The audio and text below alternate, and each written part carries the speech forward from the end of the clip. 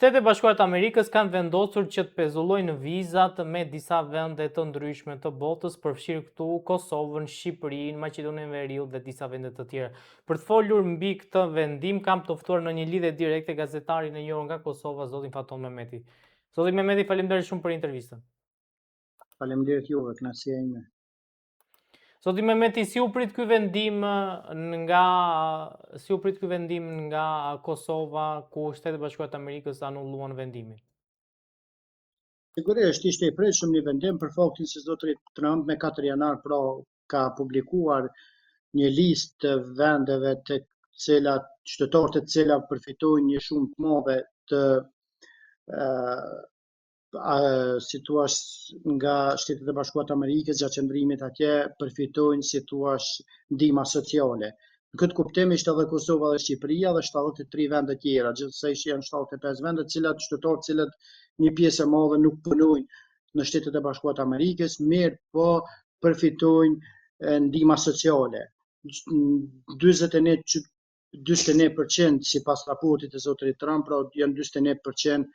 të qytetarëve të Shqipërisë që përfitojnë, derisa 46% janë qytetarë të Kosovës në Shtetet e Bashkuara të Amerikës që përfitojnë nga sociali. Dhe janë 73 vende tjera të cilat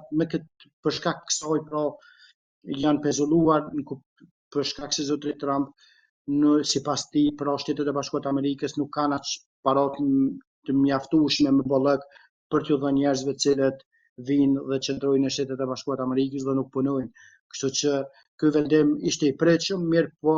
nuk ishte një vendim që i pritur mirë në kuptimin që një pjesë e madhe të qytetarëve të Kosovës të cilët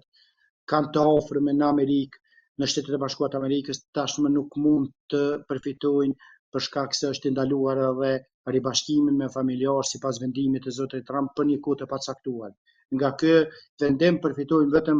turistët edhe studentët dhe një pjesë e madhe e qytetarëve që dëshirojnë me shku me e pa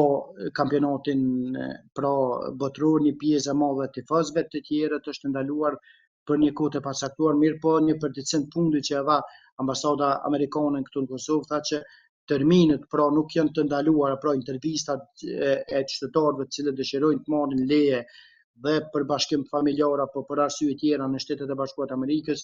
pra do zhvillohen intervistat, mirë po pavarësisht faktit që është ndaluar, mirë po ata thënë që do të vazhdojnë që në rast se do të ndryshojë ky vendim i cili është për kohë të pacaktuar, atëherë këta qytetarë mund të përfitojnë. Mirë po për momentin për një kohë të pacaktuar është i ndaluar si në Kosovë dhe në Shqipëri dhe 73 vende të tjera. Do të diskutoj me ty edhe një temë tjetër që ka të bëjë me disa hetime që kanë nisur ndaj presidentes Vjosa Osmani. A mund na sqaroni diçka më shumë? Agjencia kundër korrupsionit ka nisur disa hetime sipas cilës nuk përkojnë disa shifra me pasurinë që ka zonja Osmani, kujtojmë se zonja Osmani ka një pasuri edhe në Australi, dhe sipas tyre shifrat që zonja Osmani ka deklaruar nuk përputhen me gjendjen terren, pra me shtëpitë që ka, me jetën, me tokën, me veturat. Kështu që ka filluar një hetim i cili në gjykimin tim duhet të përfundoj sa më shpejt, se sa më tepër që le hapësirë, sa më tepër që zotët le hapësirë të ndryshme të debateve të cilat shpesh herë nuk janë reale, pra nuk përkojnë me gjendjen reale. Kështu që kjo nuk do të thotë që zonja Osmani është e fajshme derisa të ketë një vendim të formës prerë, këto janë vetëm hetimet fillestare tek cilat po zhvillohen, siç e thash tani një herë, për të kuptuar më mirë ose për shkak se sipas disa prokurorëve pra nuk përputhen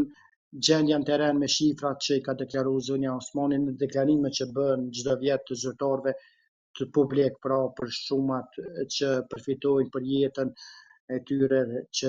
e bëjnë. Në këtë kuptim ka disa mospërputhje të cilat po zhvillohen për të qartësuar. Në rast që nuk ka pastaj, atëherë zonja Osmani mund të merret edhe si e pandehur.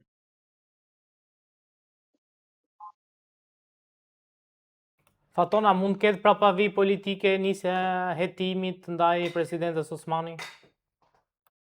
Po, unë dëshiroj të besoj që nuk ka, mirë po faktin që zonja Osmani vetëm edhe pak muaj përfundon mandati i saj, pra me 2 mars zonjës Osmani vetëm sa i përfundon, atëherë kur ka mbetur edhe 1 muaj e gjysmë, atëherë mund të ketë edhe insinuata të tilla, të cilat mund të çojnë pse u dash pritet për 4 vjet deri në 5 vit, tash 4 vjet e gati në 5 vitin e fundit që zonja Osmani vetëm ka fillu mandatin, atë pse u dash pritet një kohë kaq e gjatë për të filluar hetimet kur këto shifra kanë qenë të njëjta, pra zonja Osmani nuk është se pasurinë e saj e ka rritur për këto 2-3 vite, ashtu siç ka qenë deklarimi i pasurisë së saj qysh para 4 vite është pothuajse i njëjti, me pak shifra që dallojnë mirë, po nuk është se bëjnë ndonjë diferencë shumë të madhe. Në këtë kuptim, le për të dëshiruar, për hilltarët e zonjës Osmani, kë është një sulm me prapavi politike, mirë po për tjerë që nuk janë hilltarë zonjës Osmani, pra për pjesën opozitare, thjesht ky është një hetim i pavarur dhe i cili nuk ka asnjë prapavi politike. Pra janë dy pole të cilat janë pozicionuar njëra palë që e quan këtë gjuhëti shtrigash dhe njëra palë tjetër që thjesht thonë që nuk ka asnjë ndërhyrje politike, thjesht janë organet e pavarura të drejtësisë ato të cilat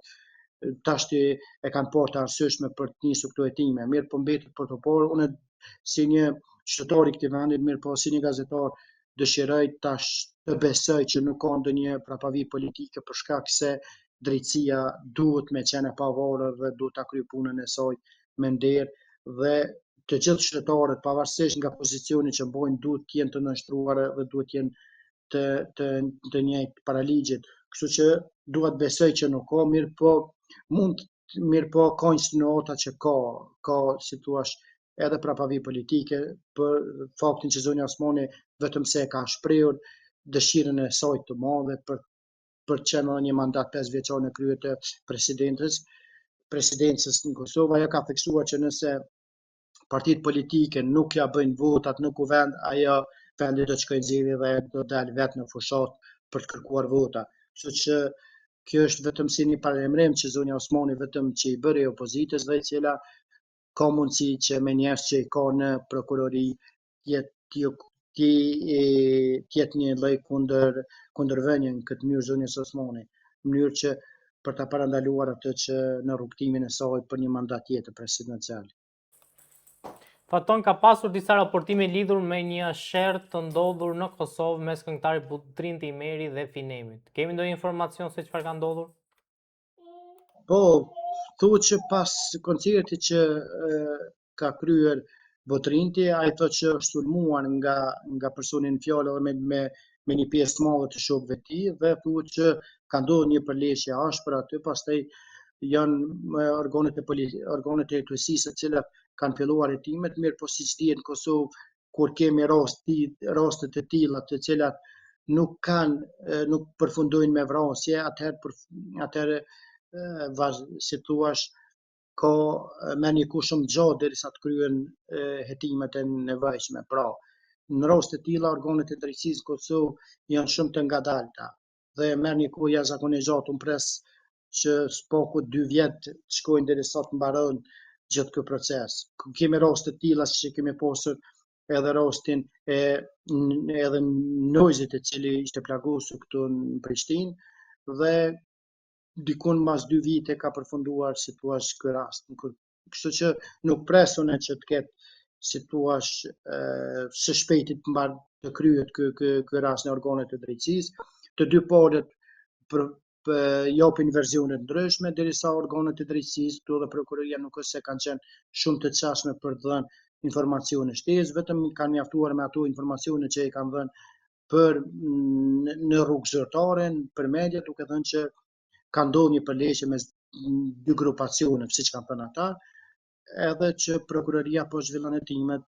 dhe për të sqaruar rastin. Mirë po, deri më tani thjesht nuk është se ka pasur ndonjë zhvillim të ri nga organet e drejtësisë, derisa personat, në fjalë sidomos Butrinti ka qenë ai i cili i pari kishte deklaruar se ishte sulmuar, pra ai sipas tij ai kishte qenë personi i cili ishte goditur, nuk kishte qenë personi që ka sulmuar, mirë po ka qenë pala tjetër që e ka sulmuar. Paton, faleminderit shumë për intervistën, ishte kënaqësi.